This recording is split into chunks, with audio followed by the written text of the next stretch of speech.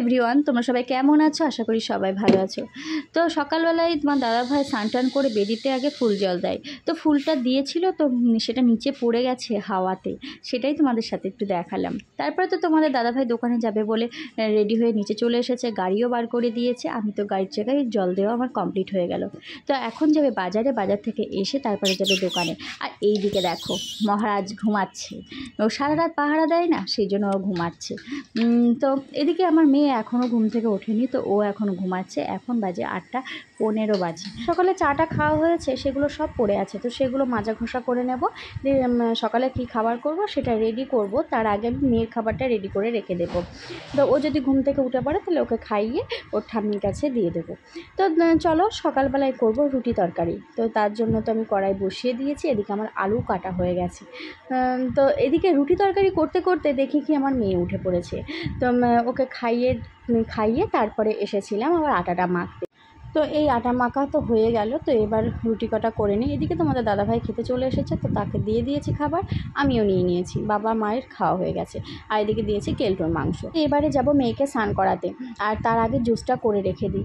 একদিন স্নান করিয়ে যেই ঘরে আসি সেই ঘুমিয়ে যায়, জানো, জুসটা খাওয়ারও সময় দেয় না। সেই জন্য আজকে কি করব, জুসটা খাইয়ে দেবো, তারপরে ও ঘুমালে ঘুমাবে, না ঘুমাবে না ঘুমাবে। তো বলতে বলতে কিন্তু ঘুমিয়েও পড়েছে আজকে। তো ঘুমিয়ে পড়েছি, কিন্তু এখনও আমি শেষ অনেকক্ষণ আগে কাচাকুচি করেছি, কিন্তু সেগুলো এখনও মেলতে পারিনি। তো চলো ওগুলো ছাদে মেলে আসি।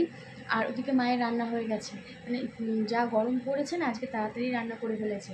তোমাদের দাদাভাই মাকে বলছে যে আগে রান্নাবান্না করে তারপরে বসে থাকবা, আর সেই জন্য আজকে সকাল সকালই রান্না চাপিয়ে দিয়েছে।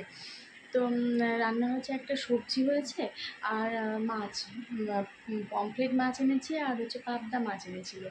ওই দুটো মাছই একসাথে করে ওটা হয়েছে। তো তোমাদের আমি পরে দেখাবো। তো চলো আগে ওটা মেলে আসি।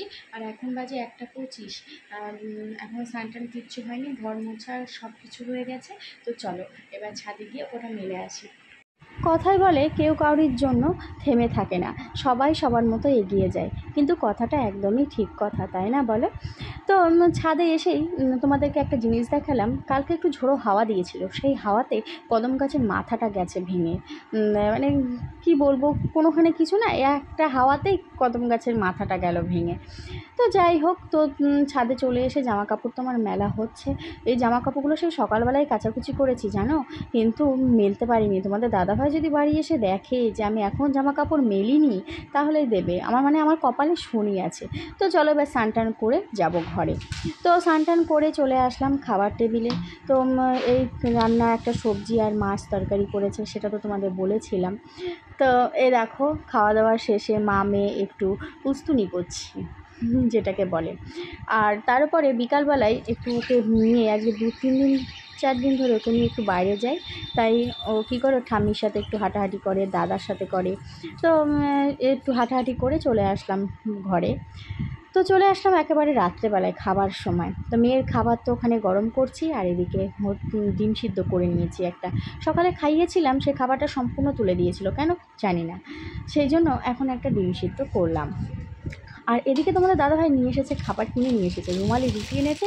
আর এটা মানে তরকা, মনে হয় চিকেন তরকাটাই এনেছে, ডিম তরকা না, চিকেন তরকাই এনেছে। তো এই আজকে এই খাবো সবাই মিলে। কি মজা, তাই না, যে আজকে রান্না করতে হলো না। যেদিনই তোমার দাদাভাই খাবার কিনে নিয়ে আসবে, সেদিনই আমাকে বলবে যা আজকে বেঁচে গেল, কুড়ে মানুষটা আজকে বেঁচে গেল। কিন্তু আমি কি সত্যিই কুড়ে, জানি না। তো তোমরা কমেন্ট করে বলো তো আমি কুড়ে কি। তো যাই হোক, তো এদিকে খাবার টাবার সবার রেডি করব। তো বন্ধুরা, আজকের ভিডিওটা এই পর্যন্ত। আজকের ভিডিওটা তোমাদের কেমন লাগলো তোমরা অবশ্যই জানিও। তোমরা ততক্ষণ ভালো থেকো, সুস্থ থেকো, টাটা।